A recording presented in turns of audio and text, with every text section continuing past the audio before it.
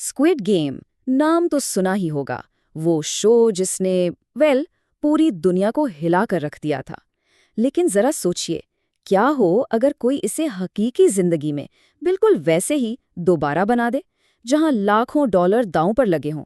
जी हाँ, आज हम एक ऐसे ही, कहना चाहिए कि दीवानगी से भरे समाजी तजुर्बे की कहानी सुनाने वाले हैं। तो उस दीवानावार ख्वाब को हकीकत में बदलने की कीमत क्या थी? हैरानकुन तौर पर $3.5 मिलियन। ये सिर्फ कोई आम सा खेल नहीं था, ये एक बहुत बड़ी सरमायाकारी थी ताकि हर चीज़ बिल्कुल असल शो जैसी लगे, बल्कि शायद उससे भी ज़्यादा सनसनीखेज। और बिल्कुल शो की तरह दुनिया भर से 456 हकीकी लोगों ने इस चैलेंज को कबूल किया। हर किसी की नज़रें अपनी ज़िंदगी बदल देने वाले इनाम पर जमी थीं, ये जानते हुए कि इनमें से जीतेगा तो सिर्फ एक ही। और वो इनाम पूरे $4,56,000। ये रकम एक खुशकिस्मत फातह का इंतजार कर रही थी। अब सवाल ये है कि इतनी बड़ी रकम के लिए लोग अपनी हुदूद को कहाँ तक ले जा सकते हैं। ये सब स्टोरी स्टॉर्म नामी एक प्रोडक्शन कंपनी का कमाल था। उन्होंने शो के सेट्स को हूबहू दोबारा बनाने में वाकई कोई कसर नहीं छोड़ी। और हाँ, इस बड़े मंसूबे के लिए फंडिंग का एक हिस्सा मशहूर मोबाइल गेम ब्रॉल स्टार्स की तरफ से आया था। तो आइए देखते हैं कि ये सब कैसे शुरू हुआ। पहले ही खेल से मुकाबला करने वालों पर बेपनाह दबाव था। बका की जंग फौरन ही शुरू हो गई थी। कोई वार्म अप नहीं, कोई दूसरा मौका नहीं। पहला खेल था वही मशहूर ज़माना रेड लाइट ग्रीन लाइट। उसूल बहुत सादा थे, लेकिन नताइज वो खौफनाक हो सकते थे। 30 मिनट के अंदर लाइन उबूर करें, वरना आप गेम से हमेशा के लिए बाहर। अच्छा, तो उन्होंने इसे महफूज कैसे बनाया?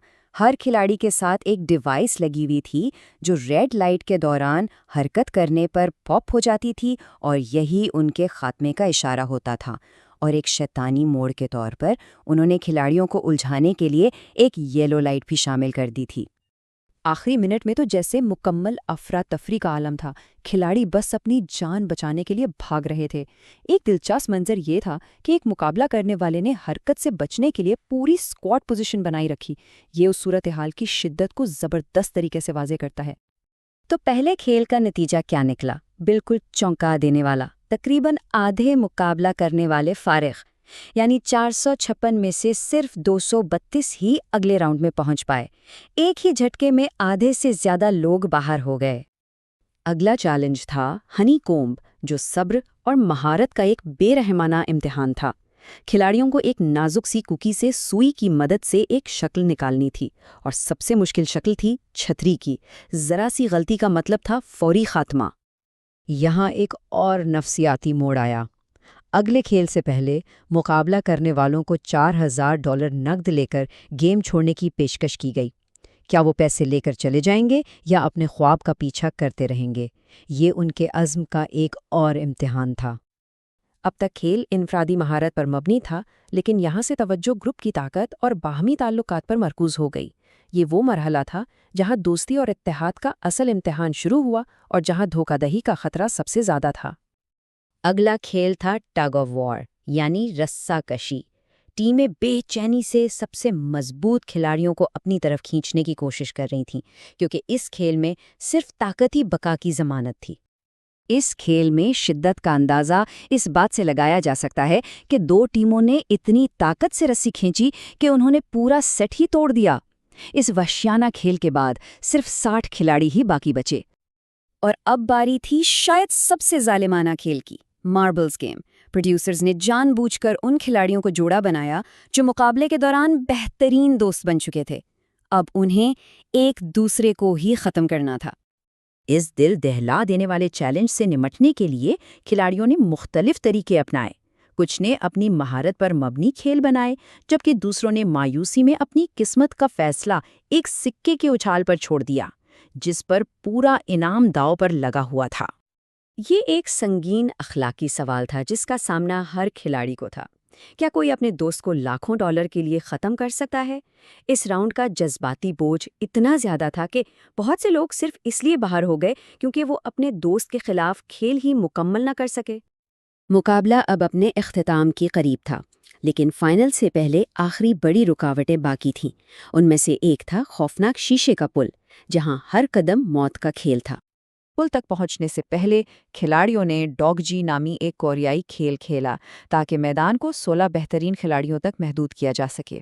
اس کے بعد انہوں نے پتلے چن کر پل عبور کرنے کی ترتیب کا فیصلہ کیا، یہ جانتے ہوئے کہ پہلے جانے والوں کے بچنے کا امکان بہت کم ہے۔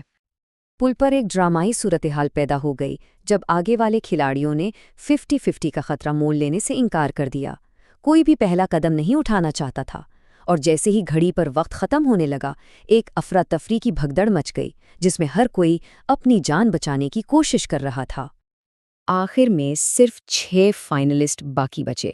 آخری کھیل سے پہلے انہیں پلاسٹک کی چھریوں کے ساتھ سٹیک ڈنر دیا گیا، جو اصل سیریز کو ایک خراج تحسین تھا اور طوفان سے پہلے کی خاموشی جیسا تھا۔ لیکن یہاں ایک بہت ہی دلچسپ موڑ آیا۔ آخری کھیل شو کا مشہور اسکوئڈ گیم نہیں تھا، بلکہ یقین کریں یا نہ کریں میوزیکل چیئرز تھا۔ اور اس کی وجہ تخلیق کاروں نے بڑے مزاحیہ انداز میں بتایا کہ بھئی ہم کوریائی نہیں ہیں اور ہمیں اصل کھیل کے اصول ہی نہیں معلوم۔ آخری لمحات تناؤ سے بھرے تھے۔ 2 فائنلسٹ ایک کرسی کے گرد چکر لگا رہے تھے۔ جیسے ہی موسیقی رکی، کھلاڑی نمبر 079 نے بجلی کی سی تیزی سے نشست پر قبضہ کر لیا اور فاتح قرار پایا۔ دوسرے نمبر پر آنے والے کو $10,000 کا انعام دیا گیا، جو کہ ایک تلخ جیت تھی۔ آخر میں یہ پورا تجربہ ایک بڑا سوال چھوڑ جاتا ہے۔ جب ایک کھیل کو اس پیمانے پر دہرایا جاتا ہے تو یہ دباؤ، لالچ اور بقا کی خواہش کے تحت انسانی فطرت کے بارے میں کیا ظاہر کرتا ہے؟ کیا ہم سب کے اندر ایک کھلاڑی چھپا ہے جو جیتنے کے لیے کچھ بھی کر سکتا ہے؟ یہ سوچنے کی بات ہے۔